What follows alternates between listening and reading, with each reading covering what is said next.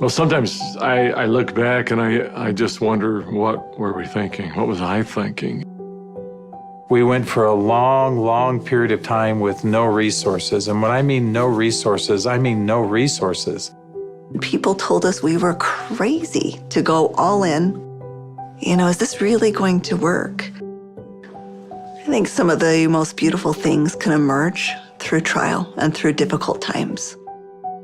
I had been a physician for a long period of time, and I'd had a patient who came to see me, and they would ask me, Dr. Hill, what do you think about the essential oils? And I made the mistake one time of saying, I think that's one of the craziest things I've ever heard.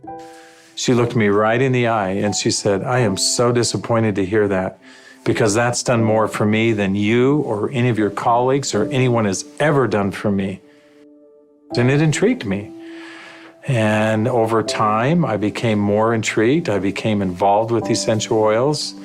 And now for the last several decades, this is all that I have focused on and all that I have done. I remember when I first came into the essential oil industry, I thought they were voodoo oils. I thought they were really, really strange. It wasn't long before I started using oils on my kids, and I was amazed at what I was able to do and how it empowered me as a mom to take charge of my family's health care. So I was a huge skeptic.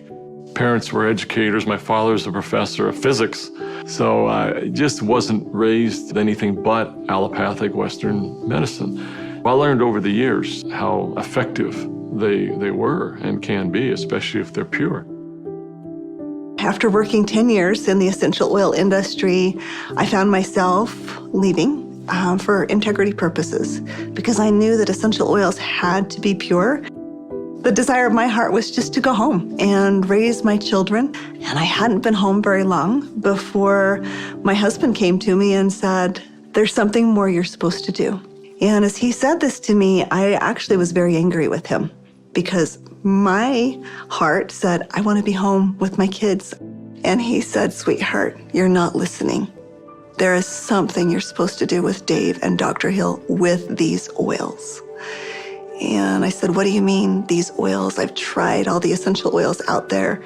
There's nothing that meets the quality standards our family needs to use for our health care. And he smiled at me and he said, I know. You're supposed to find them. Stop thinking with your head and start thinking with your heart. And it was in that moment that I knew. It all came together, and I had such a grand vision of going out and finding the world's most pure, most potent essential oils and educating mothers like me how to take charge of their health care. So it was in that moment before fear took over that I picked up the phone and I called Dave. And Emily Wright called me at the time and just said, what if we could go out and source the most pure essential oils on the planet and bring them to the world in a mainstream fashion? And he got really emotional. And Dave doesn't get emotional. And actually it was that right then and there. That was the genesis for me. And I just kind of felt strongly like, yeah, we're going to start a company. So I hung up the phone with Dave. I picked up the phone and I called Dr. Hill. And as I called him, I still remember he kind of giggled. And I said, Doc, this isn't funny. I'm serious about this. What if we could go out and find these pure oils like we've always wanted to do? And what if we could educate people to really understand the power behind these oils? And he said, no, Emily, I'm not laughing because I think your idea is crazy. I'm laughing because I was just getting ready to call you and ask you the very same question. It started with an initial little small meeting in an Italian restaurant.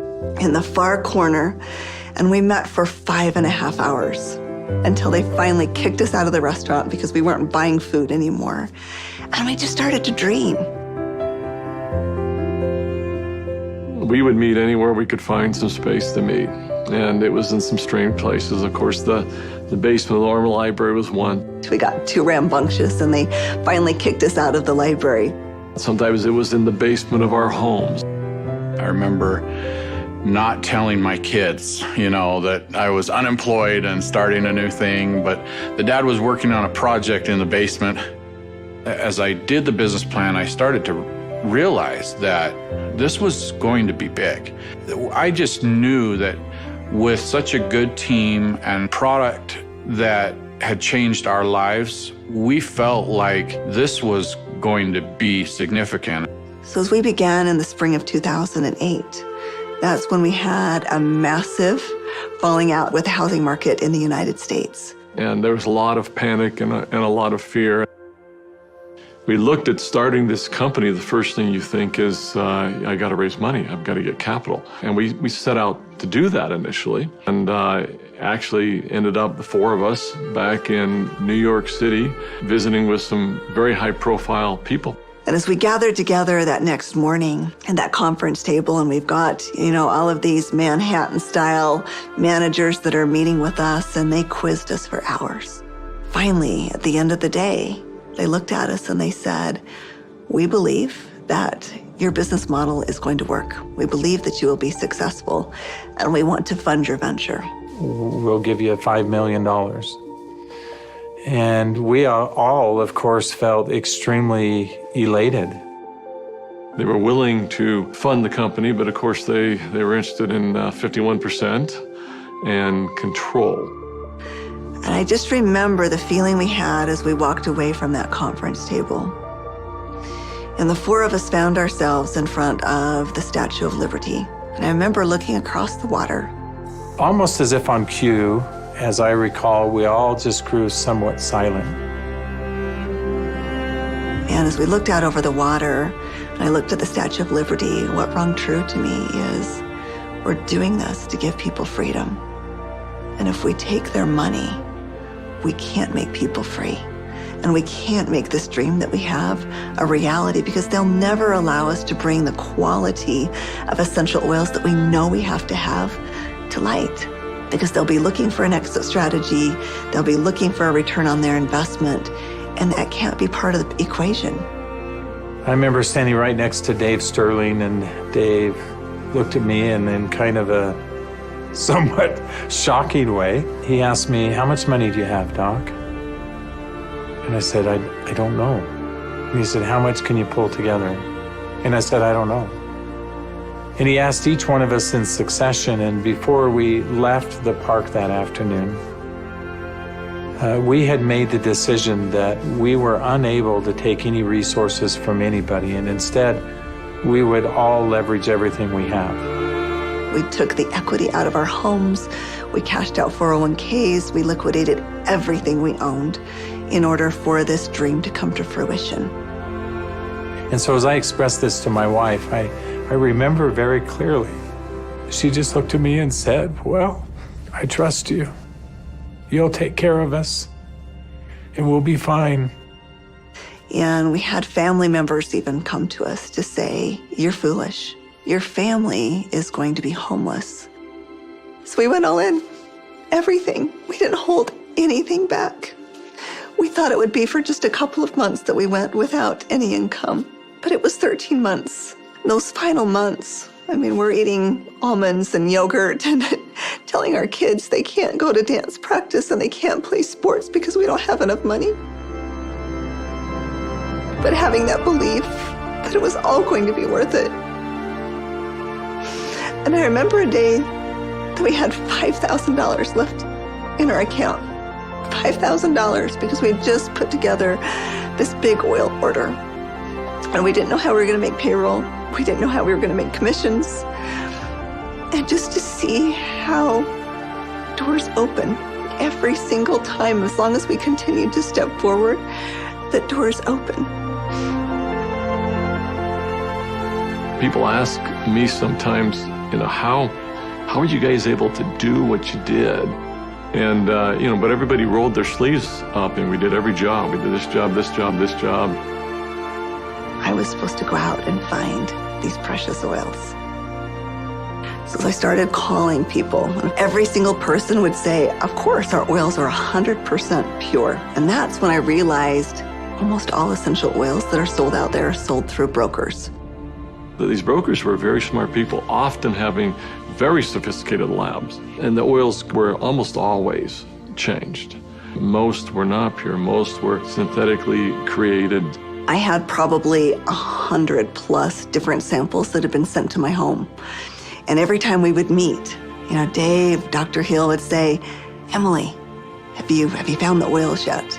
I'd have to say, not yet.